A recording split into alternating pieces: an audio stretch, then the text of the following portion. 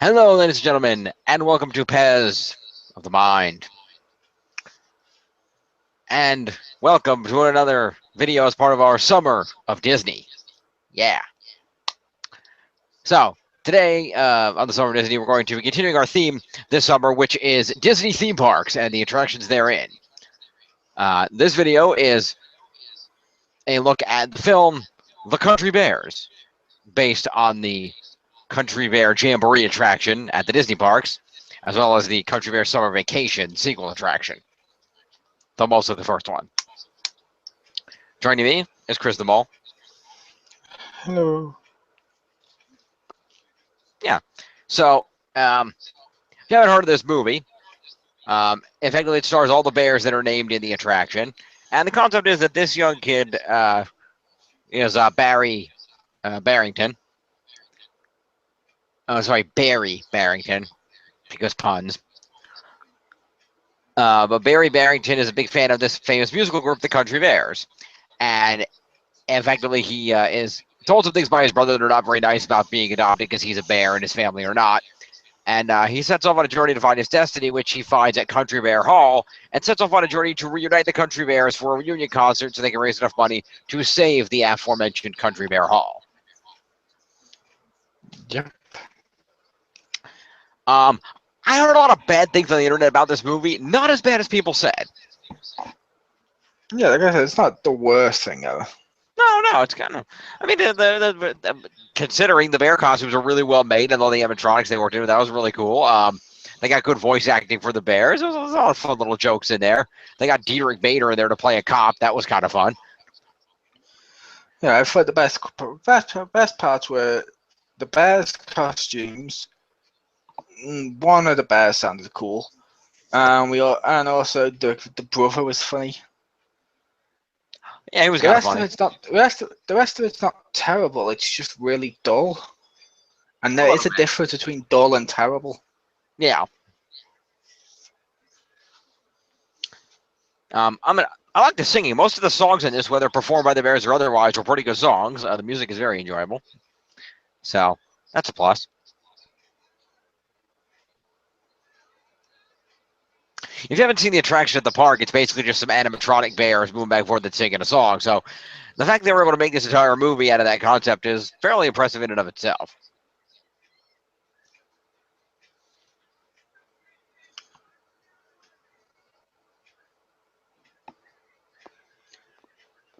Which, yeah, some of the songs were okay. Yeah. Sometimes it's just weird, like in a diner where it just came out of nowhere and yet everyone's rehearsed to dance. When other times the singing isn't a musical, it's only if they're playing. Well, I just want a little bit of consistency. It shouldn't be hard for the company who made this to decide if it wants to be a musical or if it wants to be a film with music numbers in it. Because they are different. Like if it was just when they're in the band, cool. But when they suddenly now and again throw in a musical number, and you're like, wait, that's not the rules of this world. What the fuck? Yeah, that whole musical number in the diner was kind of weird. That kind of came out of nowhere. I don't even know who that was singing. That's another thing, is there seemed to be a lot of great people singing in this that were not the Bears, but I don't know who half of them were. Then they had Queen Latifah in the movie, and she didn't sing. It's like, okay then. That's probably because her style's different. True.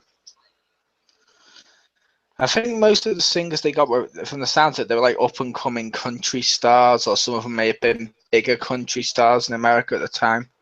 Okay, that makes sense. I say in America because I hadn't heard them, but when I heard some of the songs, I was like, I recognize these songs besides just seeing the film myself. Mm-hmm. So I was like, well, maybe it's that. Maybe. All right, so the songs were enjoyable. Those were some good musical numbers. I'm just looking here. I didn't realize apparently Haley Joel Osment is the voice of Barry Barrington, so that's cool. He's a pretty good actor.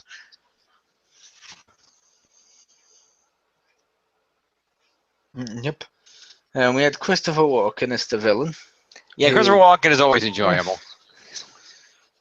Yeah, like as I was saying, we had Christopher Walken as the villain who, he was there. Yeah, they didn't give him enough to do. They hired Christopher Walken and they kind of didn't use him enough. Although I did like the scene where he was just using a giant weight to repeatedly smash models of Country Bear Hall. That was kind of funny.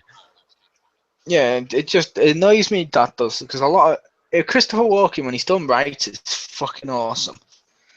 But the internet keeps making the mistake of giving movies with Christopher Walken a pass, so he does shitty cameos. And they're like, oh, it's okay, it's Christopher Walken. It's like, we're not 12-year-olds. You can't just say, oh, look, it's an astronaut and make me buy the cereal. I need substance. I'm an adult. And a lot of Christopher Walken's appearances nowadays are shit. Unless they're written well, they're kind of shit, like this one. Yeah, I know. I just heard he's in that new Kevin Spacey movie. He's some kind of a magic store owner and turns Kevin Spacey into a cat, apparently. I don't know. I've seen the trailer for that film. It didn't look bad. So it's like, oh, it's a magic store owner teaching you a lesson. I'm almost wondering if that's his character from Click. Yeah. I'd guess not, because this time he's starring alongside someone who can act. Oh, that's true. That's true. But yeah, like I said, when he's done right, he's really good. It's just this wasn't him done well. This was just him for the sake of him. Yeah, they could have done more with that character. Yeah.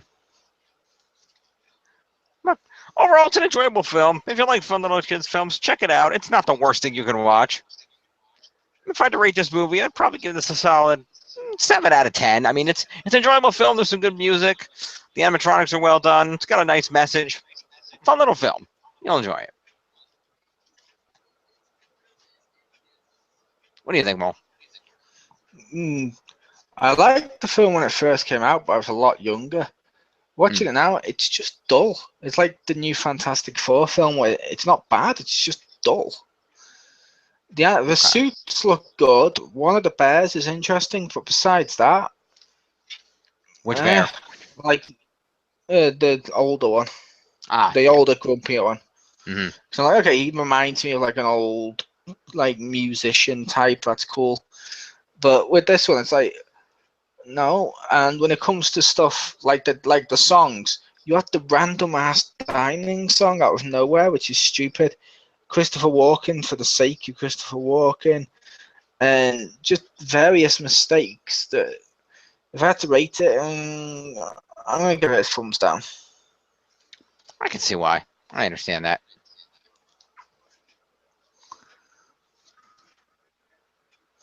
But still, it won't be the worst film we reviewed this month. No, it won't. We're going to get there.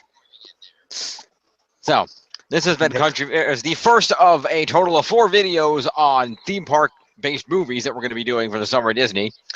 Stay tuned for some other upcoming ones. I won't spoil what they are, but let's just say they get worse from here, but they also get better, sort of. So, stay tuned. And thank you for joining me, Mo, for a first look at a Disney attraction film. And you're welcome. Got my theme park t-shirt ready. Oh, nice. I didn't even see that. Sweet. Excellent. And hopefully you'll have a new theme park shirt when you come back from Disney World. I'll wear this one. Just to be a dick. Okay. It's got bugs on it. He's awesome. It does have bugs on it. That's pretty cool. He's my favorite Disney character from when he appeared in Roger Rabbit. Technically not wrong. All right. We'll see you next time, folks. Peace.